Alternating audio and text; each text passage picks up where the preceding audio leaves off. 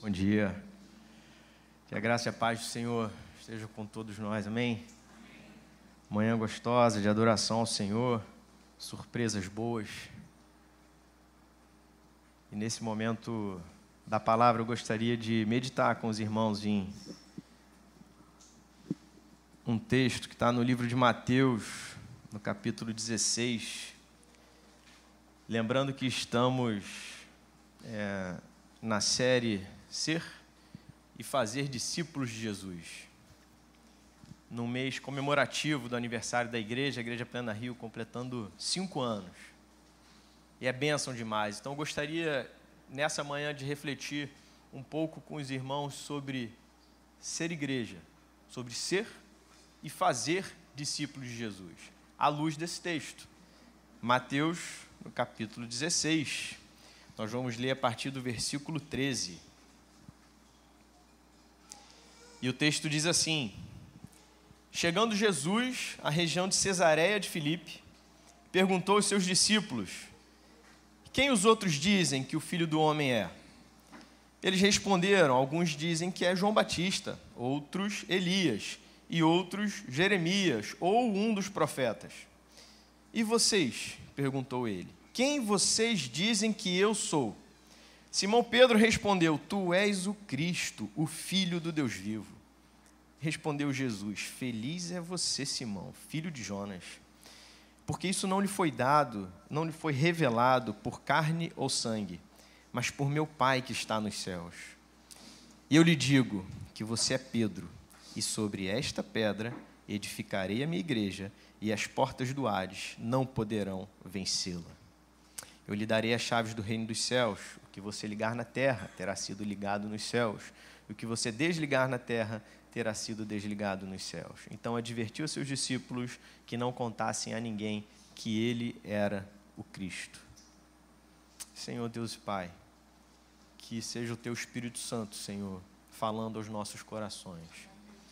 O Senhor é aquele que transforma as palavras em significado para a vida de cada um de nós. É o Teu Espírito Santo que quebra as barreiras da nossa mente, que bloqueiam muitas vezes o entendimento da Tua mensagem. É o poder do Teu Evangelho. Senhor, que seja o Teu Espírito falando com cada um aqui, com cada um que vai assistir posteriormente, ou que está em suas casas, Senhor, por qualquer motivo que seja. Que seja o Teu Espírito Santo trabalhando no nosso coração. Em nome de Jesus. Amém. Irmãos, nessa fase da história aqui de Jesus com seus discípulos, muita coisa já tinha acontecido, né? Jesus já tinha chamado os seus 12, muitos milagres já tinham acontecido, Jesus já tinha dado o Sermão do Monte, João Batista, por exemplo, já tinha sido decapitado, inclusive. Muitas coisas, tanto os discípulos quanto o povo, vamos dizer assim, já tinham visto.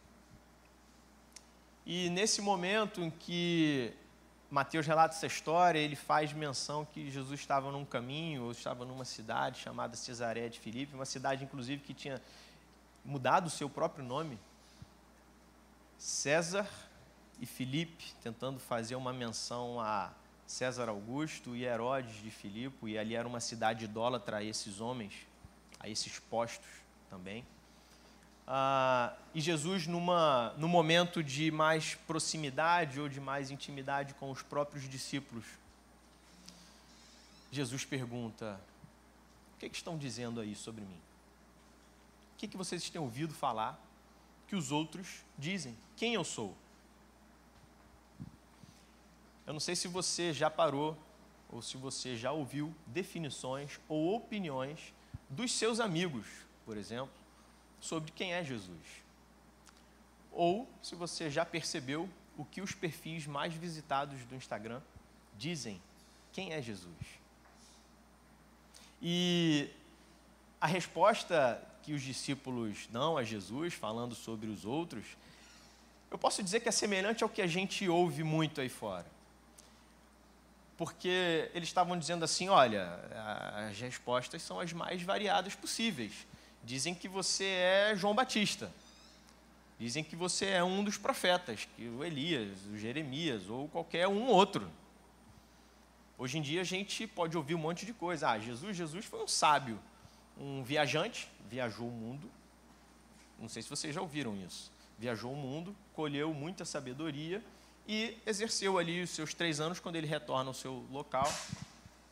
E ele era um estudioso, alguém muito diferenciado. Jesus era só um profeta.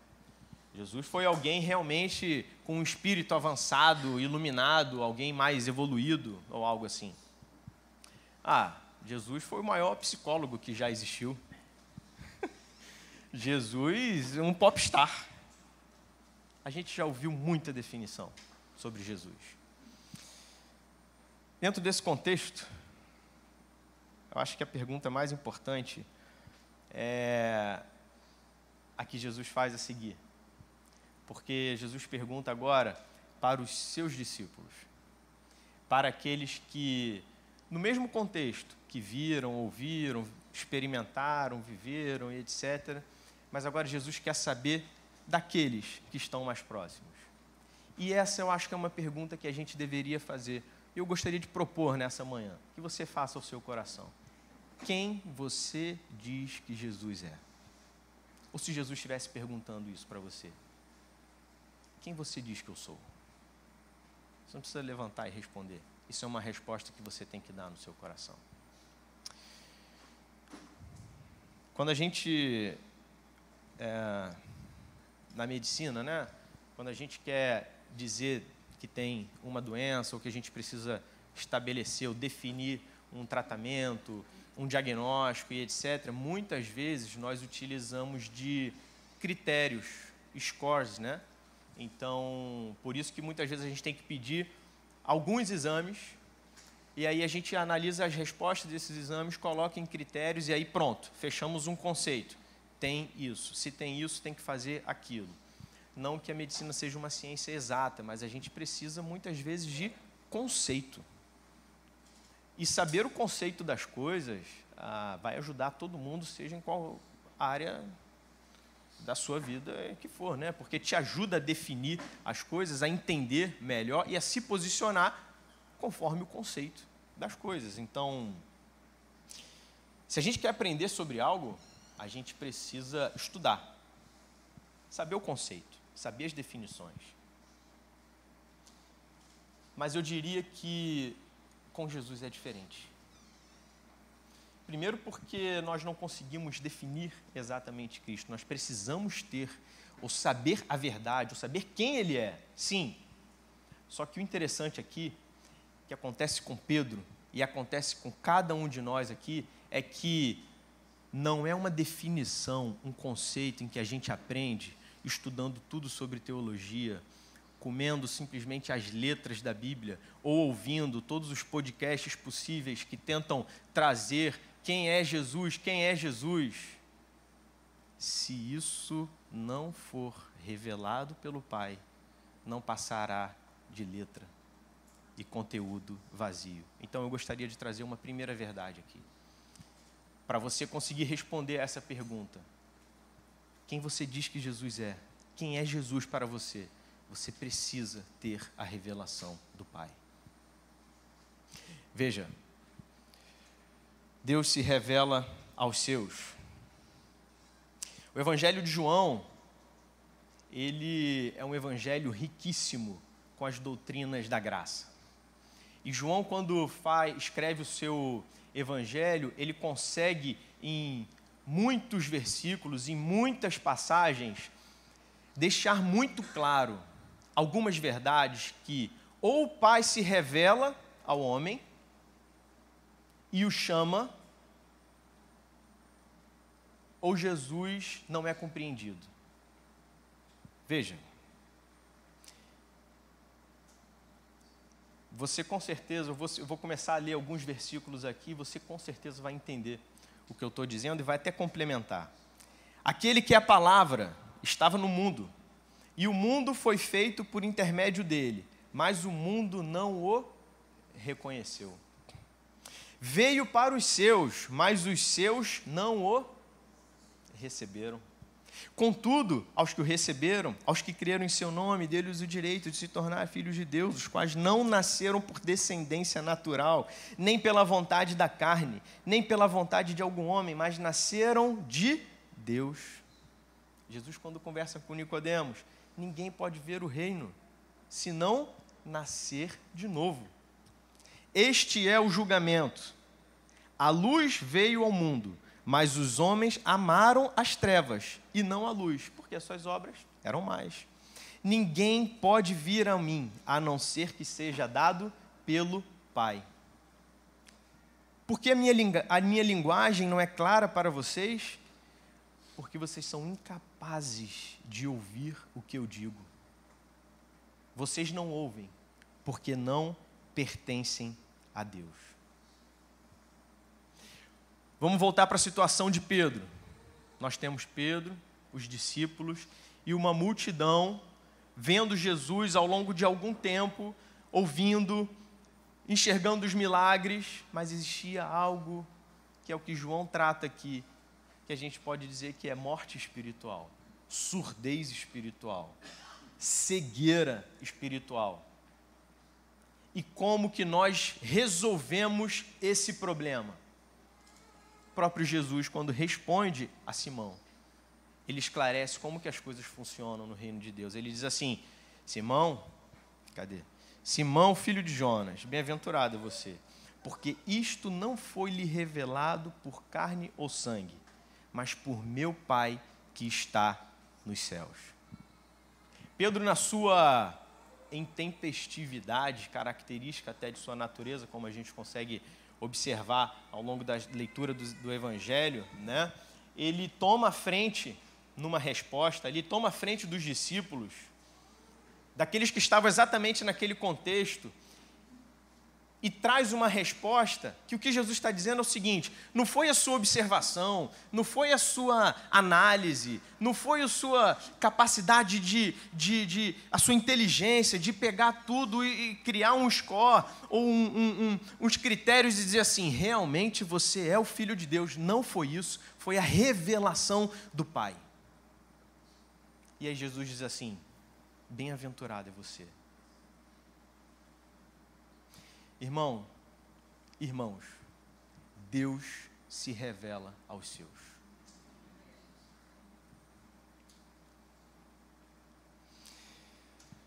O conteúdo do verdadeiro evangelho é revelado pelo Espírito de Deus. Não é a sabedoria humana, nem são as análises lógicas.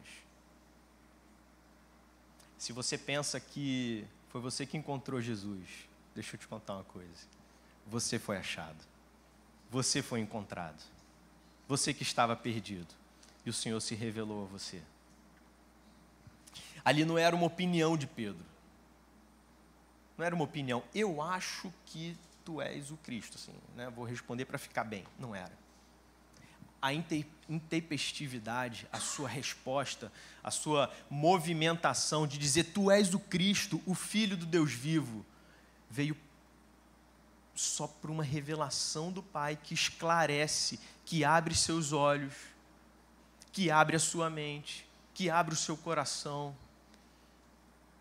E ali era uma verdade, uma confissão de fé verdadeira. Tu és o Cristo, o Filho do Deus vivo. Isso só era possível por um coração divinamente regenerado. Bom, seguindo, nesse texto a gente pode compreender que após a revelação de Deus sobre quem é Jesus, acontece algo, e isso aconteceu com Pedro, com os discípulos, e isso acontece com cada um de nós também. A revelação de Deus gera um efeito, ou à luz desse texto nós vamos falar sobre dois efeitos: identidade e propósito. Naquela situação em que Pedro agora responde com firmeza e clareza, com um entendimento mais pleno sobre quem era Jesus, Jesus entrega para ele identidade e propósito. Vamos analisar o texto para a gente chegar a essa conclusão. Vamos ler o texto mais uma vez. E vocês, quem dizem que eu sou? Simão Pedro responde: tu és o Cristo, o Filho do Deus vivo. Respondeu Jesus: feliz é você, Simão, filho de Jonas, porque isto não lhe foi revelado por carne ou sangue, mas por meu Pai que estás nos céus. E eu lhe digo que você é Pedro. Aqui tem um jogo de palavras, um jogo de frases, e torna esse texto rico, complexo. Eu não tenho pretensão de destrinchar absolutamente tudo, mas certamente tem riqueza aqui que vai nos abençoar nessa manhã. Veja que Jesus diz assim, Pedro diz assim para Jesus: tu és Cristo, Filho do Deus vivo. E Jesus diz assim: bem-aventurado é você, Simão, filho de Jonas. Eu sei quem você é, Pedro. Você é um Pedro da Silva. Aliás, seu nome quer dizer pequena pedra. Você é o filho do João, ou Jonas. Se você ler em João, está escrito que é Jonas e João pode ser a mesma coisa. Não é nenhuma contradição bíblica aí. Eu sei quem você é. Você é o Pedrinha. Pedro, pequena pedra. Mas deixa eu te falar uma coisa. Bem-aventurado é você. Porque foi a essa pequena pedra que Deus revelou algo grandioso, algo firme como uma rocha, uma verdade poderosa. Eu sei quem você é. Eu estou falando sobre identidade e propósito. Irmãos, quando nós nos encontramos com o Senhor, Ele também revela quem nós somos. E o Senhor diz assim para Pedro: Pedro, você é bem-aventurado. Você lembra das bem-aventuranças? A primeira delas diz assim, ó: bem-aventurados pobres de espírito, porque deles é o reino dos céus. Você sabe o que quer dizer pobre de espírito? Pobre de espírito quer dizer carente de espírito. Quer dizer um espírito pobre, vazio, seco, que não tem nada para entregar. Quantas vezes, lendo a Bíblia, ou na sua história, ou na sua experiência cristã com os seus, você pôde observar homens que achavam que estavam entregando ou chegando diante de Deus com as suas qualidades, as suas forças. Mas não é isso, não é desses o reino dos céus. O reino dos céus é daqueles que não têm nada para entregar, nada para apresentar diante de Deus, são totalmente carentes. A internet está dizendo aí que você precisa ter um espírito altivo, que você tem que ser um vencedor suprassumo, que você tem que encontrar no seu interior toda a sua potência, todo o seu máximo. E Jesus está dizendo assim, como pregou lá atrás, nas bem-aventuranças, no Sermão do Monte: bem-aventurado é o pobre de espírito, é o carente de espírito. Ele precisa, e sabe o que ele precisa? No espírito dele, ele precisa do Senhor. E aí Jesus chega para Pedro e fala assim: você é uma pequena pedra, você é o filho do Jonas, cara, você é pequeno, é o Roberto, filho do Barbosa, é o João, filho do Fonseca. Você é limitado. Esses pequenos, o Senhor se revela a nós. Então existe algo aqui que é a revelação da nossa identidade. Não somos nada. Estávamos cegos, surdos, mortos espiritualmente, mas o Senhor se revelou a cada um de nós.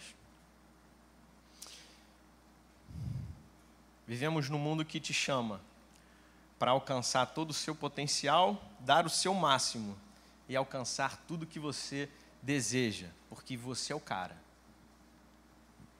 Não chega perto de Jesus achando que você é o cara. Em Jesus nós temos uma verdadeira identidade, que é de sermos chamados por Deus, termos recebido a revelação de Deus, não por carne ou sangue, não pela força da sua inteligência ou do seu intelecto, mas pelo seu Espírito. Isso também não significa que você não tem que crescer, desenvolver e querer alcançar ou desenvolver todo o seu potencial. Também não é isso. Mas faça isso em Cristo. E nós vamos entender como que Jesus pode ser muito mais o centro, o alicerce da nossa vida, porque esse texto trata sobre isso também. Assim como o Senhor traz identidade ao homem, Ele vai trazer propósito de vida. O texto diz assim: você é Pedro, e sobre esta pedra edificarei a minha igreja. Existe aqui nesse texto, nessa afirmação, uma discussão interpretativa ao longo de muitos anos da igreja, desde que esse texto foi estabelecido. Por exemplo, eu não tenho toda a pretensão de resolver esse problema interpretativo, tá? Eu tenho a ideia de apresentar uma proposta de como que a gente pode compreender esse texto. E claro que eu não tirei isso da minha cabeça, tá, gente? Foi consultando teólogos, estudiosos, aqueles a quem nós usamos como referência, né? Mas vamos acompanhar aqui. Há quem diga, por exemplo, que essa rocha é Pedro. Que Jesus para ele diz assim, sobre essa rocha, sobre o Pedro, como se Jesus estivesse transformando ele numa pequena pedra, numa grande pedra, uma pedra angular, ou na principal pedra em que Jesus edificaria ou construiria a sua igreja. Quem é Pedro? Pedro, versículos depois, vai ser até repreendido por Jesus por ter falado algo que não deveria. Ele fala, não, você é pedra de tropeço, né? Pedro não era um homem perfeito. Pedro, tempos depois, na crucificação, ele vai negar a Jesus. E a gente sabe, como o próprio Jesus está falando aqui, que ele é o edificador da sua igreja. E a igreja é de Jesus e não de Pedro. Também sabemos que Pedro e os discípulos, os apóstolos, vamos dizer assim, eles foram muito usados para que a igreja se desenvolvesse e crescesse. E a gente está falando dessa igreja a partir de Pentecostes, né, que vai se formando. Também podemos trabalhar no conceito de que a igreja, todo o povo de Deus, ao longo de todo o tempo, a igreja invisível, inclusive do Antigo Testamento. Ok, mas a gente está falando dessa igreja aqui. Então, há essa argumentação e contra-argumentação, e muitas vezes parece que isso não faz o sentido. Eu não entendo o que seria essa rocha. Eu gosto de usar a própria Bíblia para a gente poder tentar encontrar respostas, né? E a gente pode perguntar para Pedro, porque Pedro escreve uma carta. Então, em 1 Pedro, eu gostaria que você abrisse sua Bíblia, no capítulo 2, Pedro vai também usar uma metáfora para falar sobre igreja, Jesus, os discípulos, e uma metáfora que também usa a expressão pedra. E a gente não sabe detalhes, mas se Pedro fez toda essa conexão com essa passagem, mas aqui nós tiramos verdades absolutas que alimentam o nosso conceito para a gente poder voltar para a história de Mateus e ela vai se tornar um sentido melhor para a gente. Então, em 1 Pedro, no capítulo 2, no versículo 4, diz assim: à medida que se aproximam dele, a pedra viva, rejeitada pelos homens, mas escolhida por Deus e preciosa para Ele, vocês também estão sendo utilizados como pedras vivas na edificação de uma casa espiritual, para serem sacerdócio santo, oferecendo sacrifícios espirituais aceitáveis a Deus por meio de Jesus Cristo. Pedro aqui está se referindo a Jesus como a pedra viva. A pedra viva. Versículos depois aqui ele usa um texto de Isaías, em que Isaías dizia: eis que ponho em Sião uma pedra angular, escolhida e preciosa, e aquele que nela confia jamais será envergonhado. Então, quando a gente está pensando sobre essa rocha firme, edificarei a minha igreja, nós não podemos confundir que a pedra angular da igreja, a pedra principal, o alicerce, será sempre Jesus. E Ele é quem edifica essa igreja. E como diz esse texto, Ele edifica com pedras vivas. Quem são essas pedras vivas? Nós somos as pedras vivas. Jesus é a pedra. Jesus é o edificador. Jesus é o alicerce. E Pedro, caso fosse realmente ele o edificador, ele talvez tivesse escrito aqui, olha, não, eu fui colocado como um apóstolo à frente e sou agora a pedra aqui, o primeiro que sustenta. Não é isso. Jesus será sempre e terá sempre o seu lugar, como pedra viva, o alicerce, a pedra angular que sustenta a sua igreja. E nos coloca como pequenas pedras vivas também, porque estamos conectados com Jesus. E Ele vai edificando a sua igreja ao longo do tempo. Tem um teólogo que disse o seguinte: esta é a força que move os cristãos na proclamação e vivência da mensagem evangélica. Qual é a força? Seu Senhor é o Deus vivo e presente. Tu és o Cristo, o Filho do Deus vivo. Quem é Jesus? A pedra viva. E olha que engraçado, que curioso. Pedra tem vida? Pedra não tem vida. O que é uma pedra? Pedra é algo, é matéria, né? Inorgânico, não tem vida. No entanto, Jesus é a própria vida. Ele é a vida, e não uma vida que se contém como se fosse algo estático. Ele tem a vida e Ele também dá a vida. Ele vivifica. E aqueles que se conectam nessa pedra principal também recebem a vida de Jesus. Então é uma edificação orgânica. Apesar da metáfora com pedra. E que edificação orgânica é essa? É a igreja. Sobre esta pedra, de que nós servimos e de que nós fomos chamados e alcançados por um Deus vivo, através de Jesus o Cristo, eu edificarei a minha igreja. Jesus não abriu mão, Jesus não entregou de ser o edificador e nem a base, o sustento, a pedra angular, da edificação de sua igreja. E a igreja de Jesus.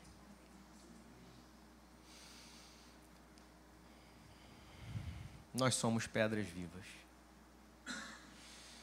Ser e fazer discípulo de Jesus tem a ver com o entendimento desse propósito. Entendemos quem nós somos, entendemos o propósito pelo qual fomos chamados. Muitos são, mas à luz desse texto, eu gostaria que nessa manhã a gente meditasse exatamente nisso. Somos pedras vivas na edificação da igreja do Senhor. E isso precisa chamar a nossa atenção, porque nós precisamos olhar para a igreja de Jesus com olhos,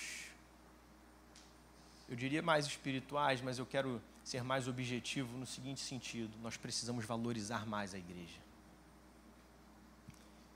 Tem um outro teólogo que disse assim, pedras vivas traz a ideia de que o cristianismo é uma comunidade. Lembra a edificação orgânica?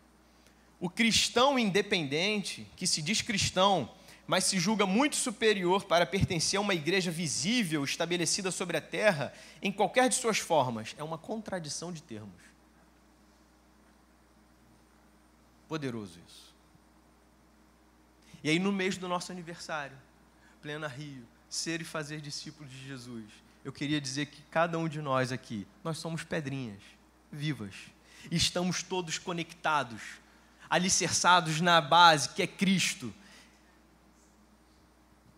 E estamos sendo usados com um propósito, cada um na sua posição, cada um com um sentimento, um sentido de missão, para que Cristo edifique a sua igreja. E Ele vai colocando a pedra do jeito que Ele quer, onde Ele quer. Se a gente perder esse entendimento ou esse sentido, a gente olha para a igreja com outros olhos. E assim, eu queria te entregar uma palavra, se você de repente não entendeu ainda, que você é uma pedra viva e que você tem um propósito na edificação da sua igreja, irmão, peça ao Senhor, porque é Ele que se revela a você. Nós temos propósito, nós temos uma identidade, nós temos um sentido. A igreja não é um clube.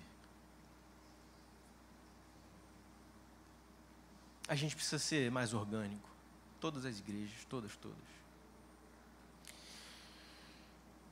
E aí Pedro continua dizendo, no versículo 5, vocês também estão sendo utilizados como pedras vivas, na edificação de uma casa espiritual, propósito de novo, para serem sacerdócio santo, oferecendo sacrifícios espirituais aceitáveis a Deus por meio de Jesus Cristo. O Senhor te dá uma identidade, você é pedra. E ainda diz, você é sacerdote. Sacerdote quer dizer ponte. Por isso que tem aquela palavra pontífice, né? Pontifex. Aprendi isso essa semana, estudando.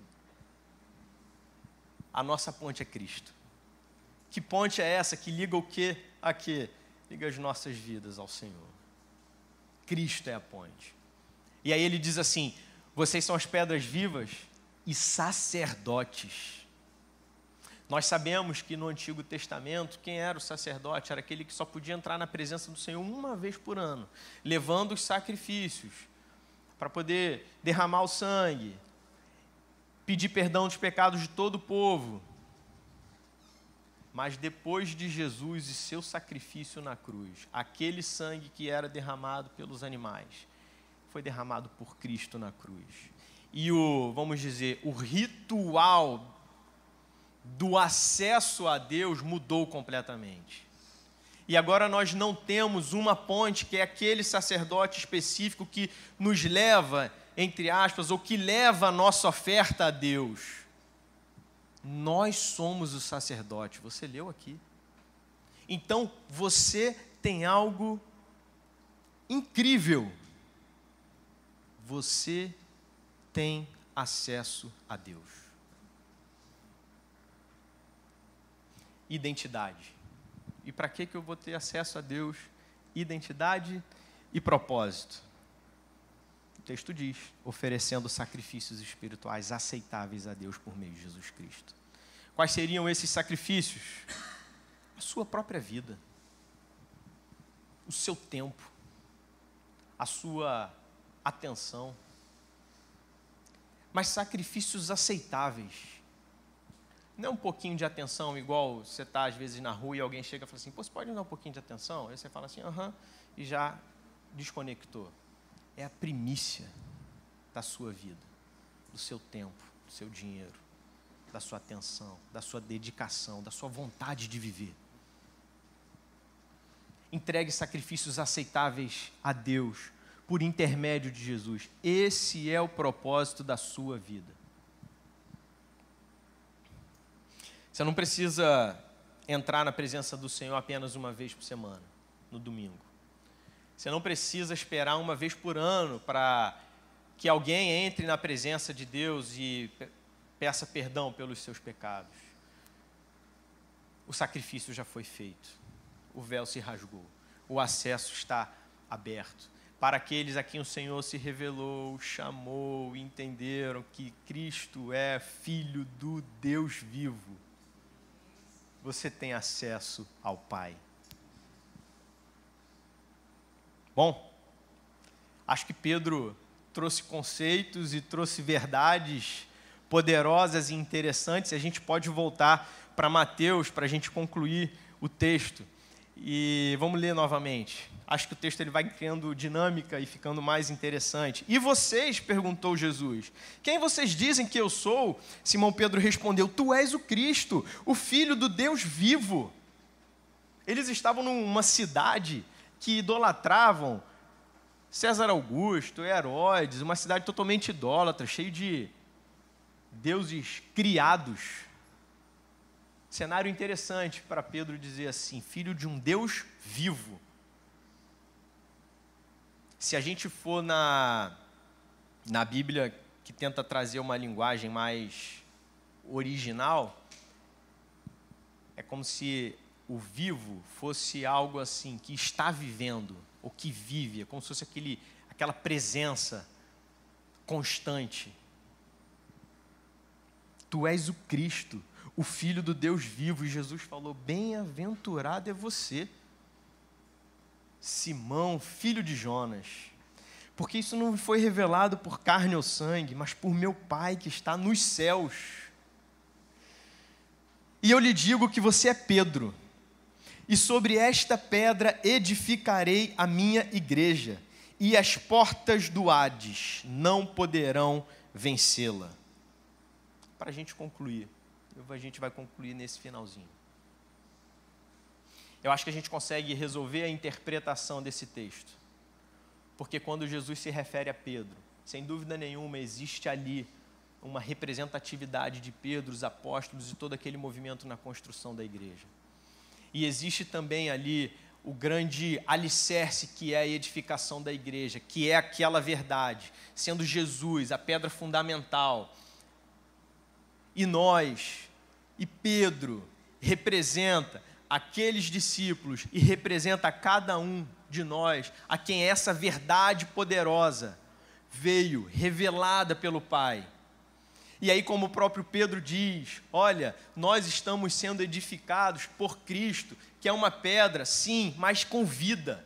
Por isso que a igreja é orgânica, e cresce, e desenvolve, e a gente troca, e a gente tem comunhão, não só, vamos dizer assim, de comida e bebida, mas uma comunhão espiritual, um crescimento tão grande, e uma edificação tão poderosa, que nem as portas do inferno, nem a morte poderá deter o crescimento da igreja.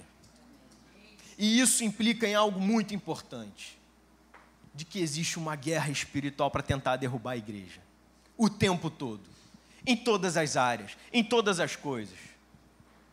Veja um movimento em que a gente está tentando mudar para um outro edifício, e tanta luta toda semana, todo dia, uma surpresa, e meu Deus, misericórdia, irmão, calma aí. Estamos com os olhos fechados para o mundo espiritual ou não? A nossa própria vida é uma luta. A Andréia já fala no nosso grupo lá, não, o João vai levar a mensagem da semana, a semana é uma luta. Eu já estou tranquilo.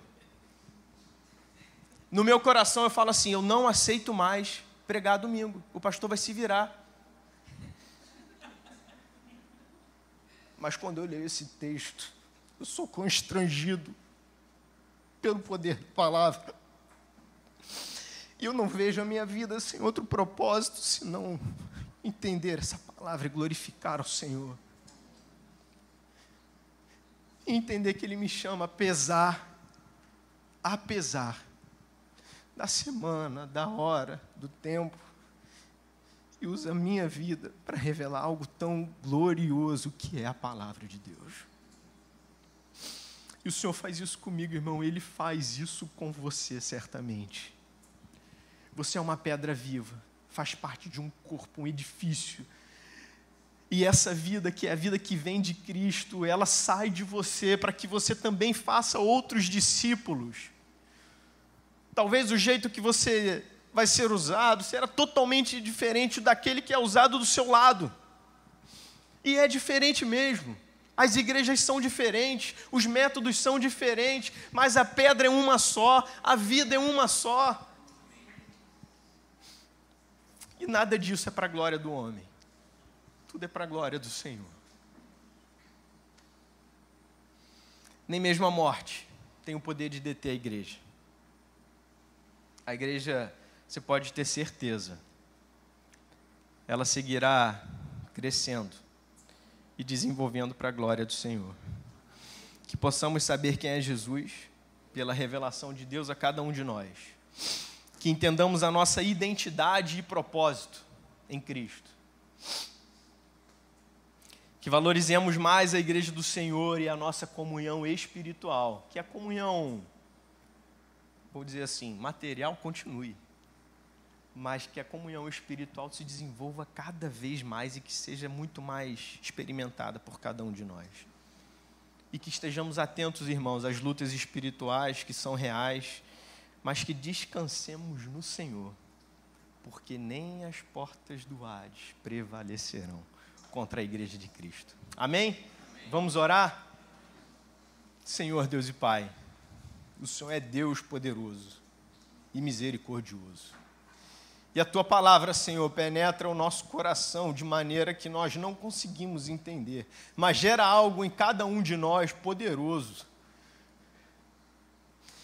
Cada um reage de uma forma, cada um tem um sentimento, mas o que nós sabemos é que é o Senhor se revelando àqueles a quem o Senhor tem chamado.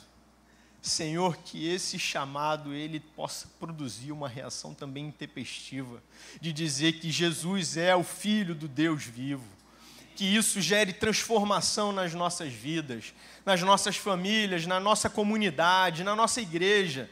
Senhor, olha para a Igreja Plena Rio e nos ajuda, Senhor, a entendermos que somos como pedras vivas edificadas sobre uma pedra, uma rocha firme, que é Cristo, o Filho do Deus vivo.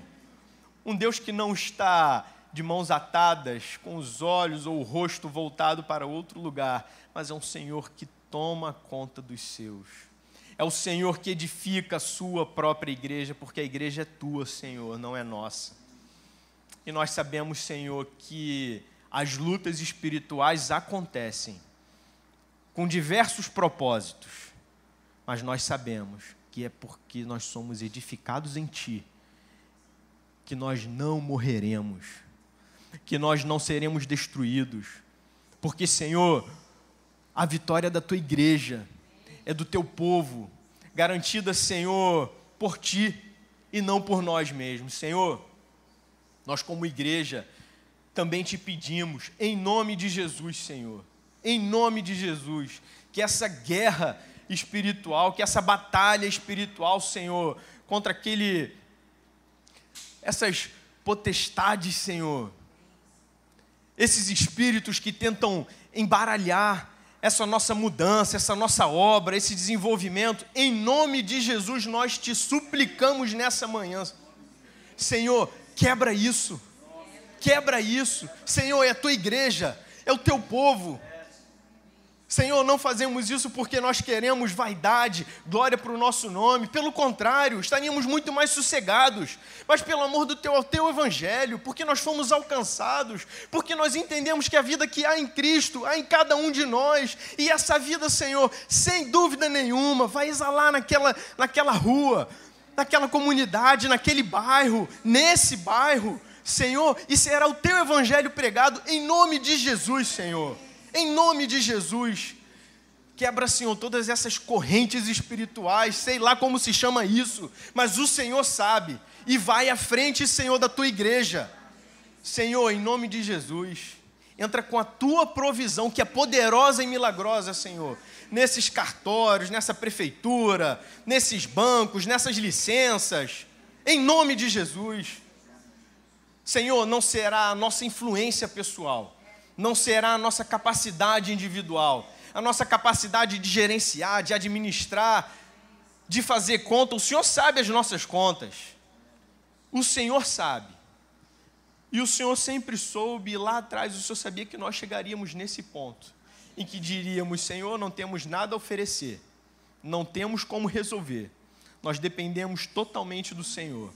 Opera o Teu milagre, Deus, para a honra e glória do Teu nome. Te louvamos, Senhor, pela Igreja Plena Rio. Obrigado porque o Senhor nos chamou para servir aqui. Obrigado, Senhor, porque o Senhor nos tem dado uma família.